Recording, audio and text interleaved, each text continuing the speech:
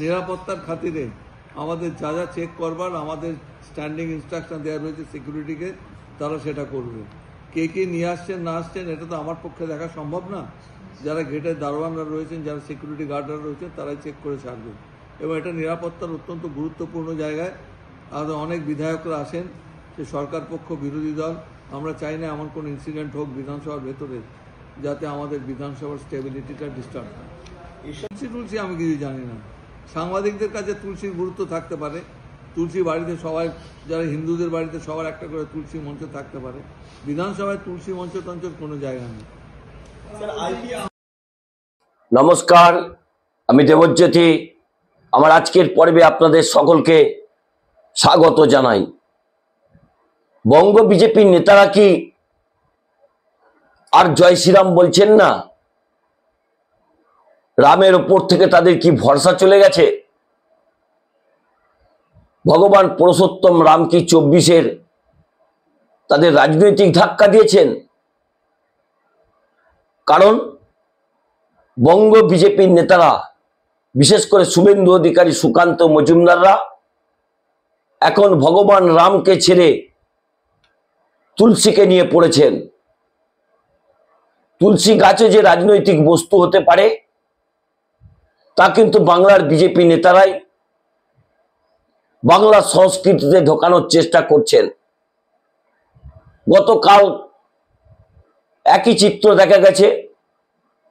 গত দুদিন ধরে বঙ্গ বিজেপির নেতারা তুলসী গাছ নিয়ে যে রাজনীতি করেছেন তা বাংলার প্রতিটি সনাতনী, বাংলার প্রতিটি হিন্দু তাকে তীব্র কটাক্ষ করছেন।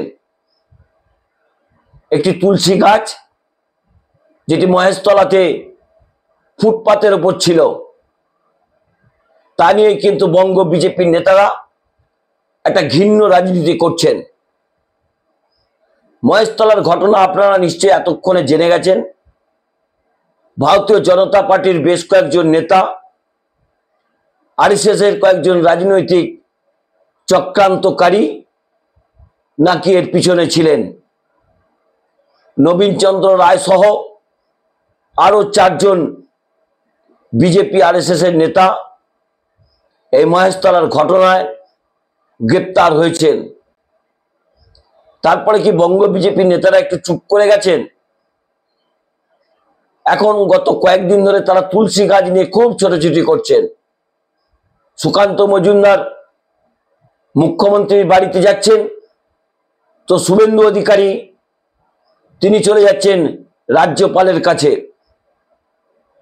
ভাবলাম হঠাৎ করে তুলসী গাছ এত রাজনৈতিক চর্চিত বিষয় হয়ে গেল, তাহলে বঙ্গ বিজেপির দুটো অফিসে একটু ঘুরে আসা যাক। তাই গতকাল দুটো বিজেপির অফিসে গেছিলাম, একটি মুরলীধর সেন লেনে আর একটা সল্টলেকের ওই যে 5 তারা হোটেল করেছেন পার্টি অফিসের নামে, সেই দুটো জায়গায় ঘুরে এলাম। কোথাও তুলসী গাছের দেখা নেই। এখন তুলসী গাছ নিয়ে শুভেন্দু অধিকারী, সুকান্ত মজুমদার যে রাজনীতি করছেন, তারা কি জানেন এই তুলসী গাছের ইতিহাস কি?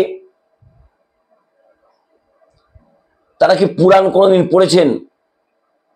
কি গল্প আছে এই তুলসী গাছ নিয়ে? তুলসীর আসল নাম হচ্ছে বৃন্দা।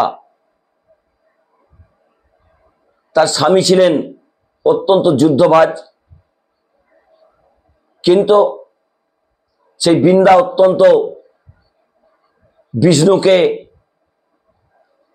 দেবতা হিসেবে পুজো করতেন। বিষ্ণু তাকে আশীর্বাদ করেছিলেন, তুমি যতক্ষণ পূজা অর্চনা করবে ততক্ষণ তোমার স্বামীর কেউ কোনো ক্ষতি করতে পারবে না। বৃন্দার স্বামী একবার যুদ্ধে গেছিলেন, একের পর এক দেবতা বৃন্দার স্বামীর কাছে যুদ্ধে হেরে যাচ্ছিলেন। সব দেবতারা বিষ্ণুর কাছে বিষ্ণুর শরণাপন্ন হয়েছিলেন, বিষ্ণুই তাদের বাঁচাতে পারবেন। তখন বিষ্ণু জানতেন, তিনি তো বৃন্দাকে বর দিয়েছিলেন। তখন বৃন্দার স্বামীর রূপ ধরে বৃন্দার কাছে এসেছিলেন। বৃন্দা তখন পুজো থেকে উঠে পড়েছিলেন। তখন দেবতারা বৃন্দার স্বামীকে মুন্ড কেটে নেন। তারপর দেখা যায় বৃন্দার স্বামীর মুন্ড বৃন্দার বাড়িতে এসে পৌঁছেছে। তখন বৃন্দা বিষ্ণুকে বলেন,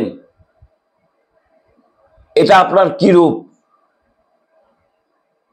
তখন বৃন্দা অভিশাপ দিয়েছিলেন বিষ্ণুকে যে তুমি পাথর হয়ে যাও।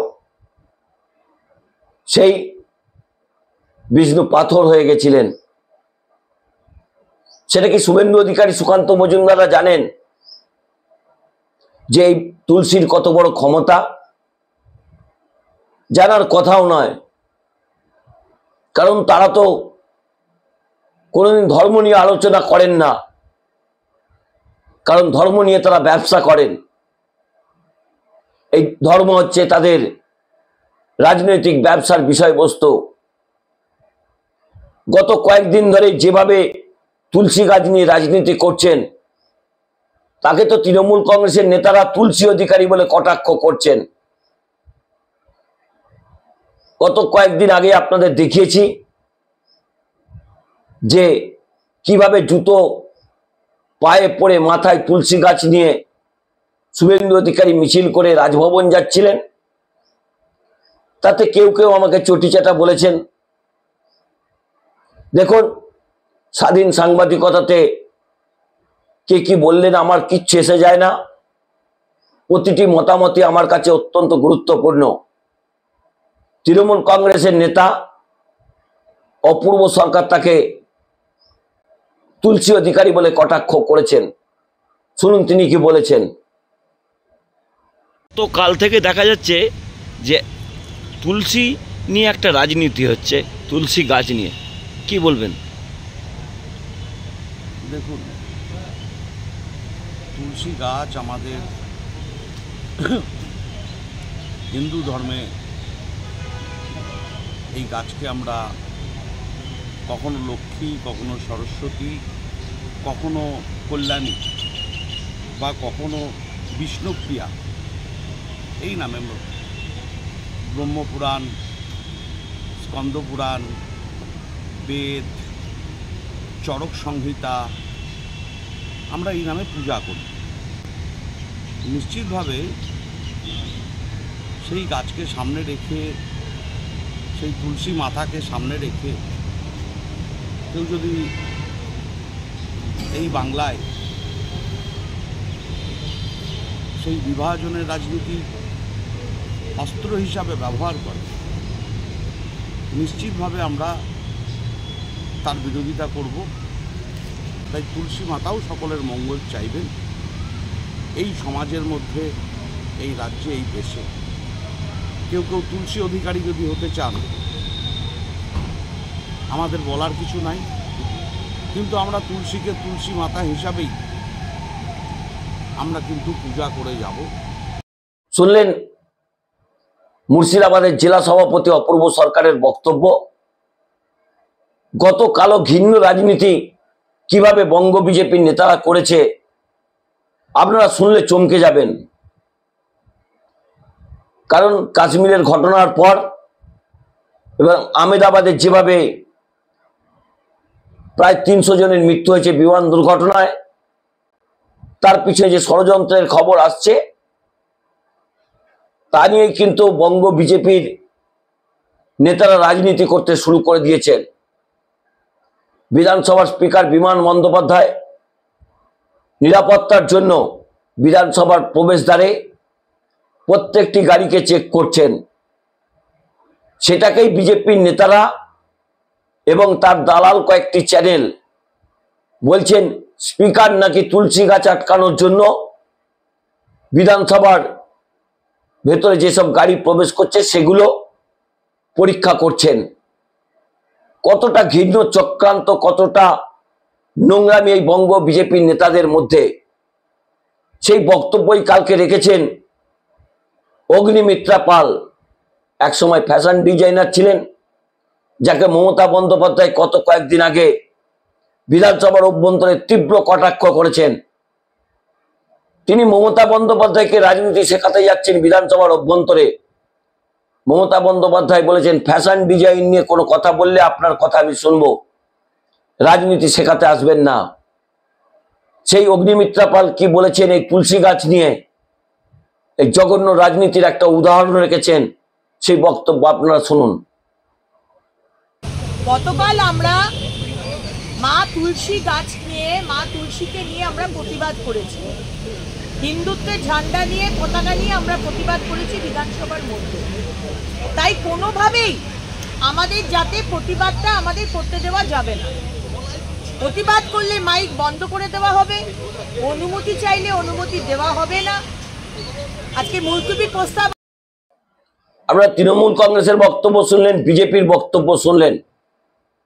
গতকাল কি জঘন্য রাজনীতি বিধানসভার গেটে একদা ফ্যাশন ডিজাইনার অগ্নিমিত্রা পাল করলেন,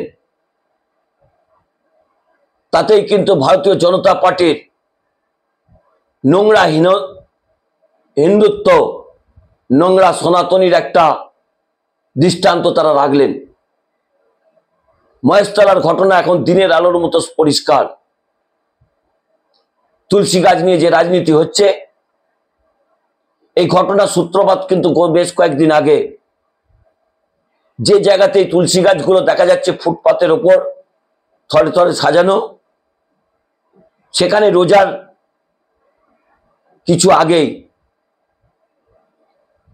এই পবিত্র যে ঈদ গেল, সেই সময় সেখানে বেশ কয়েকজন ফল ব্যবসায়ী সংখ্যালঘু, তারা ওখানে ফলের ব্যবসা করতেন। তারা তাদের দেশে গেছিলেন। সেই সময় বঙ্গ বিজেপির বেশ কয়েকজন নেতা চক্রান্ত করে ওই ফুটপাতে থরে থরে ইটের বেদি তৈরি করে তুলসী গাছ রেখেছিলেন। তার থেকেই তাদের চক্রান্ত পরিষ্কার হয়ে যাচ্ছে। কিরকম সনাতনী বলুন তো, ফুটপাতের ওপর তুলসী গাছ থরে থরে সাজিয়ে রেখে দেন। আমরা কি হিন্দু পরিবারের মা বোনেরা কি ফুটপাতের ওপর তুলসী গাছ বসান? সরকারি জায়গার ওপর তুলসী গাছ বসান?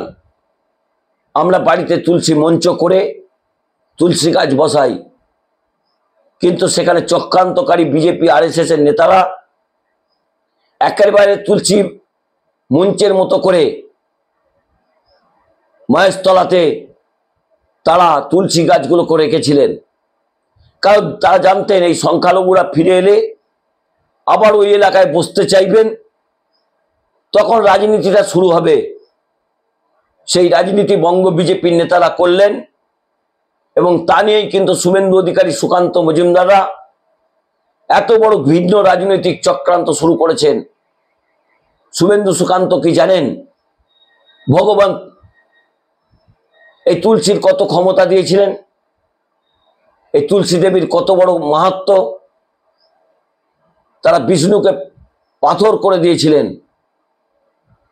এখন ভারতীয় জনতা পার্টির নেতারা পুরুষোত্তম রামের উপর ভরসা রাখতে পারছেন না, তাই তারা তুলসীকে নিয়ে রাজনীতি করছেন। যে হাতে তুলসী গাছ নিয়ে সুকান্ত মজুমদার এলেন, সেই হাতে আবার পুলিশকে তিনি জুতো ছুঁড়ে মারলেন। এই ফেক হিন্দুত্বের আমরা তীব্র নিন্দা করি। শুভেন্দু অধিকারী তো জুতো পরে মাথায় তুলসী গাছ নিয়ে তুলসী দেবীকে অপমান করছেন। এত পাপ কিন্তু সহ্য হয় না, কারণ আপনারা ধর্মকে নিয়ে ব্যবসা করেন। আমরা সনাতনী হিন্দু পরিবারের সন্তানেরা তুলসী দেবীকে পুজো করি। আমাদের কাছে তার মাহাত্ম্য আলাদা। আপনাদের কাছে ধর্ম ব্যবসা হচ্ছে মাহাত্ম্য, কারণ আপনারা ধর্ম নিয়ে ব্যবসা করেন। কারণ ধর্মই আপনাদের নাকি 26-এর নির্বাচন পার করবে। এত অধর্ম কিন্তু ভগবান সহ্য করবে না। সত্যের পথে ফিরে এসে রাজনৈতিক আন্দোলন করুন। এই জঘন্য রাজনীতি থেকে নিজেদের বিরত রাখুন। নমস্কার, আমি দেবজ্যোতি। আমার এই ছোট্ট পর্বটি ভালো লাগলে দয়া করে সাবস্ক্রাইব করে আমার পাশে থাকবেন।